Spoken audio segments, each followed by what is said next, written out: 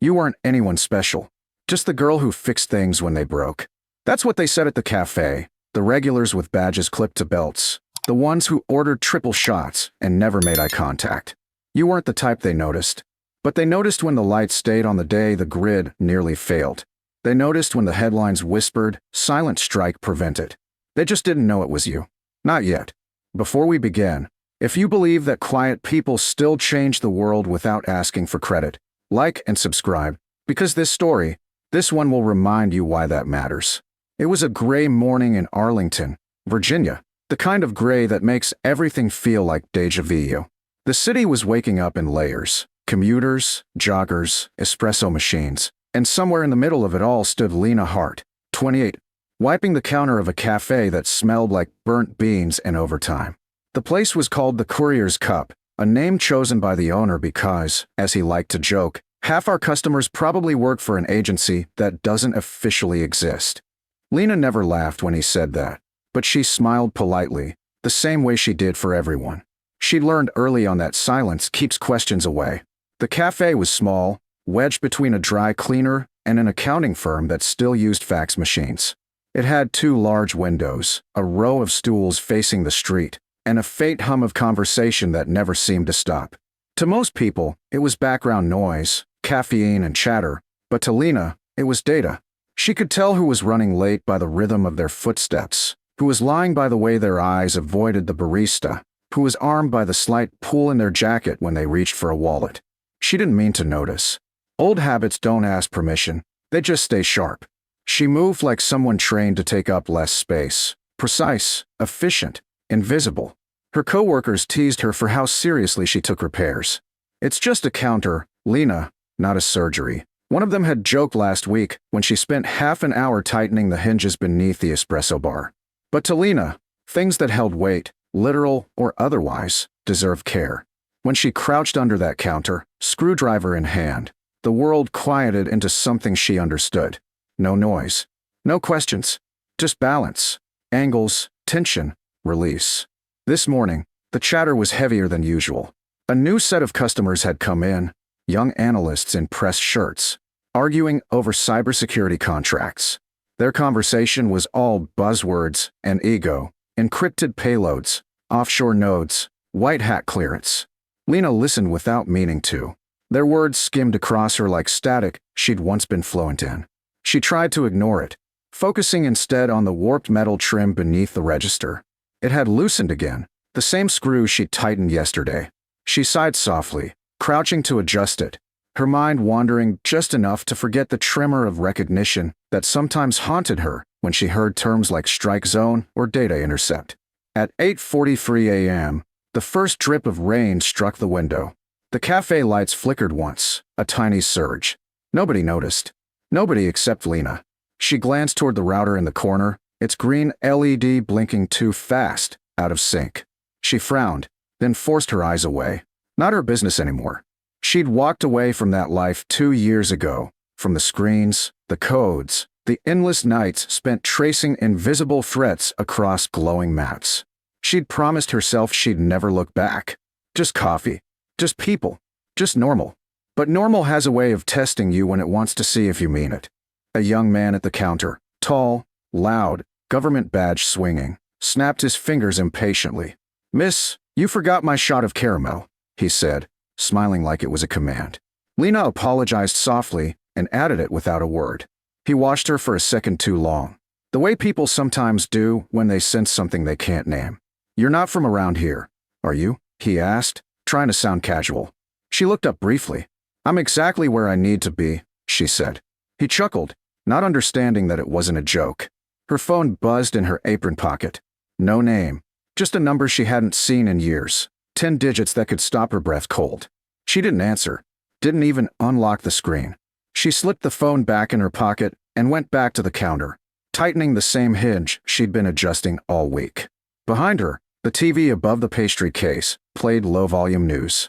Something about cyber anomalies detected along the eastern grid. Something about interference patterns no one could trace. The analysts at the back table laughed about it. "Probably some kid in his basement," one said. "You'd be surprised how easy it is to spook the government." The others laughed, loud and unbothered. Lena's screwdriver slipped slightly in her hand. She exhaled through her nose, steadying herself. She finished tightening the hinge and rose, wiping her hands on a towel. The hum of the cafe settled into its rhythm again. Milk steamers, keyboards, soft rain against the glass. The world looked perfectly ordinary. But beneath the surface, Lena could feel it, the faint vibration of something too deliberate to be coincidence. She checked the router again. The blinking had stopped. The light was steady now. Too steady. She tilted her head, watching for a full 10 seconds. Then, quietly, she unplugged it, pretending to adjust the power strip. The regulars didn't notice. The barista didn't notice. The manager didn't even look up from his tablet. But something in Lena's chest uncoiled, a reflexive satisfaction she hadn't felt in a long time. The kind that comes when you've just stopped a small disaster no one else knew was coming. By 9 o'clock, the cafe was full again, umbrellas dripping by the door, laptops glowing along the windows. Lena stood behind the counter refilling the napkin dispensers, her movements slow, steady. The day rolled forward like any other, at least to everyone else. But for her, the air had changed. She could feel it in the rhythm of the rain, in the way her phone remained silent after that one call, in the faint hum of the unplugged router that somehow still blinked once every few seconds, like a heartbeat that refused to die. She looked out at the street, where puddles mirrored the gray sky and strangers passed by with eyes glued to phones. None of them would ever notice the flicker of lights that morning or the way the cafe's power grid rerouted itself without warning. None of them would know that someone had already been watching, already preparing, and that the woman behind the counter, the one wiping spilled coffee with a steady hand, had just interrupted something that wasn't supposed to be found. Lena didn't think of herself as brave. She didn't even think of herself as useful anymore. She just liked things that worked, things that fit, that clicked, that stayed steady when the world trembled. That's all she'd ever wanted. To fix what was broken, even if no one noticed. Outside, thunder rolled low over the Potomac. Inside, someone laughed, someone cursed at an email, someone thanked her for remembering the extra sugar. Just another morning. Just another day. But somewhere, in a building she'd left long ago, alarms were flashing quietly in a windowless room, and an analyst was saying words she would never hear. If she hadn't pulled that line, we'd be blind. And Lena Hart, the girl with the rag and the calm voice, just kept wiping the counter, unaware that within 24 hours, a black sedan would stop in front of the courier's cup, and the woman who stepped out would change everything. By the next morning, the storm had passed, leaving the streets slick and shining under a washed-out sky. The courier's cup opened at 7, as always. Lena was already there by 6:30, checking the espresso filters, straightening chairs, running her fingers along the counter's edge, as if making sure the world still held together. To anyone watching, she was just another early riser doing her job. But inside, a small unease had taken root. Quiet, patient, and impossible to shake. When she plugged the router back in, it hummed softly. The indicator light blinked its usual green. Everything looked normal. But the technician in her, the one she tried so hard to bury, noticed the faintest flicker before the connection stabilized. Not a malfunction. A handshake. A signal completing its loop. She'd seen it once before, years ago, when she worked in a windowless building filled with machines that watched the world without being seen. She stepped back from the wall, wiped her hands on her apron, and forced herself to breathe evenly. Not your job anymore, she told herself. Not your world. By 8:30, the cafe was humming with the rhythm of Monday. Caffeine, chatter, deadlines. The same regulars returned, their conversations layered with acronyms and half-truths. Lena smiled, took orders, cleaned spills. But every so often, her eyes drifted toward the corner, to that small black box humming like a secret. She'd already logged the anomaly in her mind. Voltage irregularity, pulse frequency, signal variance. Like old instincts waking up one by one. At 9:07, her phone buzzed again. No name, no text, just a single vibration. She slid it from her pocket, glanced at the screen. The same number. She hesitated. Then, with a small exhale, she answered. Lena Hart, she said quietly. A pause. Then a voice, low, deliberate, careful. Did you remove anything from the router casing yesterday? She froze. The cafe sounds blurred into background noise. Who is this? You did, the voice continued. Not a question. Good. Don't discard it. Don't connect it to anything. Keep it isolated. Lena stepped behind the espresso machine, lowering her voice. You're going to tell me what that thing was. There was another pause, the kind that hums with too much truth. Not over this line, the voice said. Just know that whatever you found wasn't meant to be in a coffee shop. It was meant to be invisible. Then the call ended. She stared at the phone for a long moment before sliding it back into her pocket. Outside, the traffic lights changed from red to green, cars easing through puddles as if nothing in the world had shifted. But something had. She finished her shift, quiet, methodical, though her mind ran like static. She thought about the call, the device, the pulse of that router. About how easily something dangerous could hide in plain sight. How small pieces could be placed anywhere, even here, under her counter.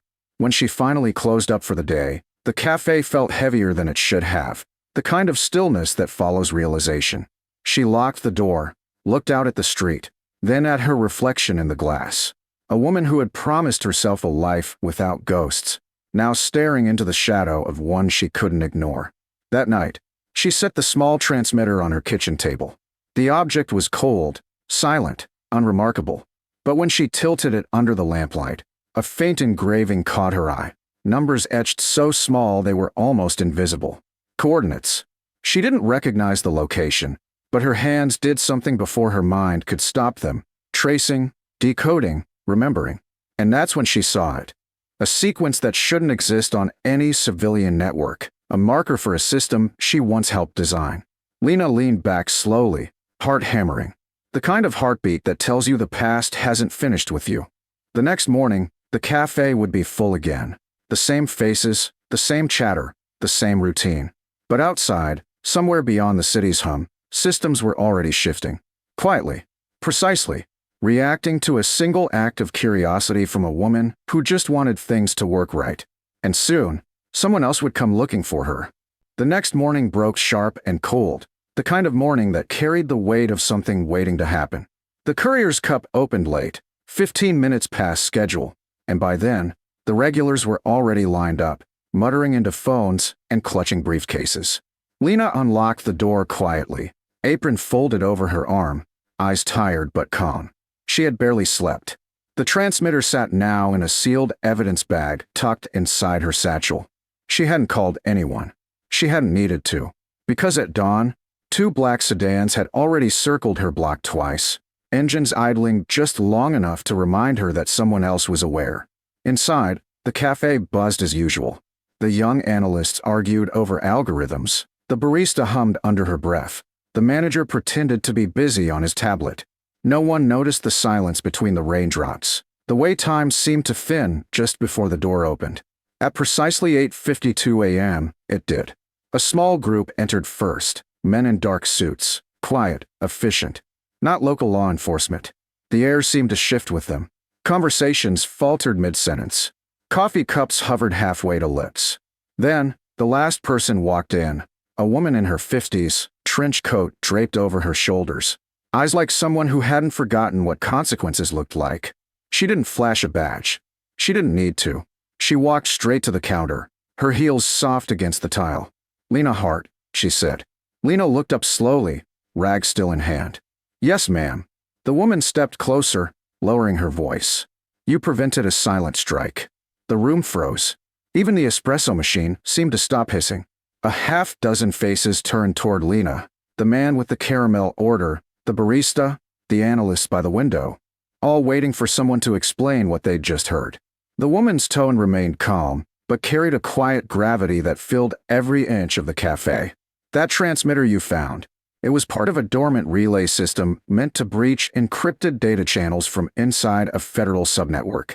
When you disconnected it, the chain broke. The attempt collapsed before it could activate." Lena's throat tightened. "I just unplugged the router," she said softly. "That's exactly why it worked," the woman replied. "Because you noticed what no one else did." She straightened, extending a small envelope across the counter. Inside was a plain card bearing an embossed seal, not for decoration, but identification. CIA Director M. Alvarez. Someone at the back gasped.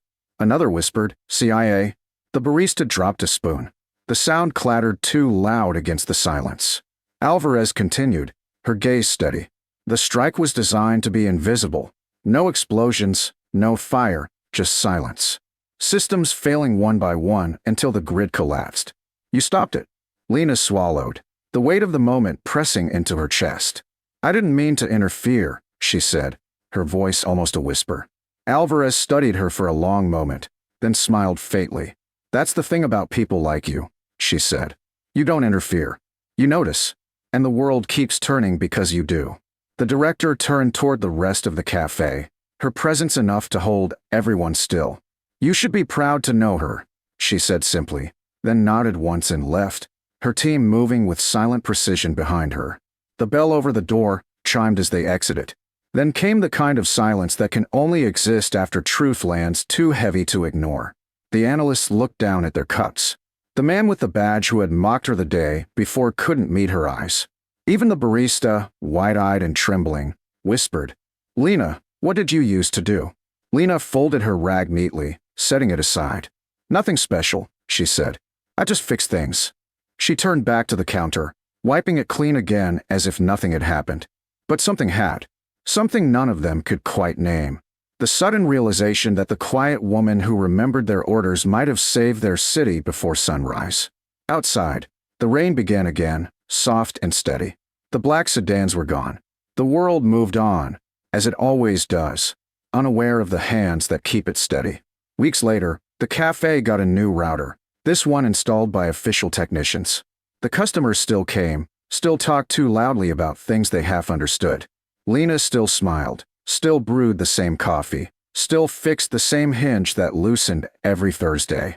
But sometimes, when the morning light hit the counter just right, she could see her reflection in the glass, calm, steady, unshaken. And every so often, a thin white envelope would arrive at her door. No return address, just a seal embossed in gold and 5 words handwritten beneath it. Keep watching. You need it. She never replied. She didn't have to. Some people speak loudly to be heard. Others keep the world standing quietly, one repaired counter at a time.